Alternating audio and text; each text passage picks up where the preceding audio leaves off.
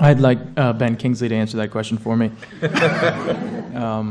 I did as much of it as I could, and those pieces that I couldn't, which were really far few between. All of the best, biggest stunts in the movie were done by me, and the most dangerous ones as well. I have been studying parkour since I was a young child, and so it was really a perfect role for me and a perfect fit, as well as I've always really wanted to play a prince. Some people might say that I am in a lot of ways a princess, and so I thought that playing a prince would be fitting. So the parkour, no. In reality, the parkour was a majority of the parkour was done by the acrobats in the movie, and a guy who was hired by David Bell, and then a man named Mark Fischera, who is a double of mine. But I did the fundamentals, and I did a lot of the landings, which are the hardest part on your knees and other parts of your body. Thanks. As I've said, if you now have a question, raise your hand as soon as you have the thought to create a question. I'll take Anwar in the moment, and he's waiting for a mic. Yeah, apologies in advance for the deeply parochial nature of this question, but Gemma, can I invite you to compare and contrast some of the exotic locations here with the more recent film you did in my county of Dorset, Tamara Drew, and also perhaps give us an idea of how invigorating it is to have such diverse films to go from one to the other on? Yeah, it's incredible that, I mean, that's one of the best things about this job, is that you go to all these places that maybe you wouldn't have gone to. I always wanted to go to the desert, but I don't think I'd have got round to it. And yeah, it's just a real treat. And and also it was hot, which it never is really here. So everyone was complaining about the heat, and I was quite happy about it, just soaking it up. It was just beautiful. Some of the landscapes there, and also it's so diverse in Morocco where we shot.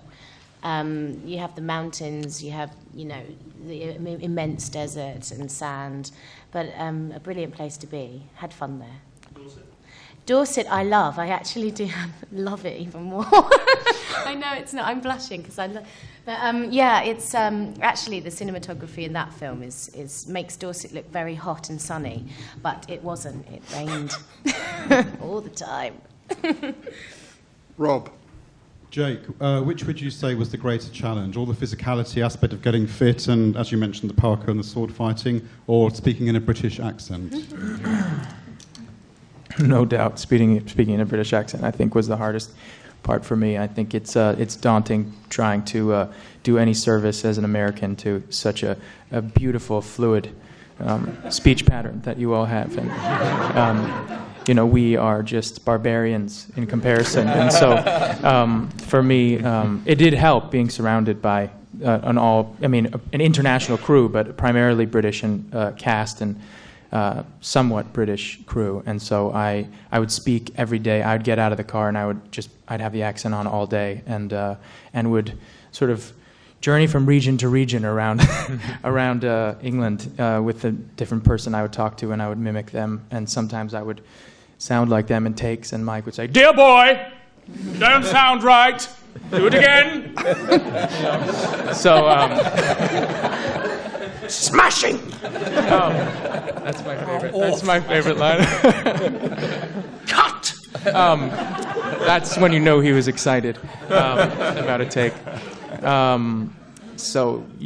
would say that the accent was more daunting, particularly in front of the British press. And I should point out that Jake was jesting when he described his countrymen as barbarians, because otherwise, Mike, we headline about Americans are barbarians, and goodness knows they're not. That lady there. My question's for Jordan and Mike. What initially intrigued you about ancient Persia that led to the creation of the film and the video game initially? And how did literary resources and the mythology of the culture inspire you? Whew. Okay. I think you just say yes, Mike. Just say yes.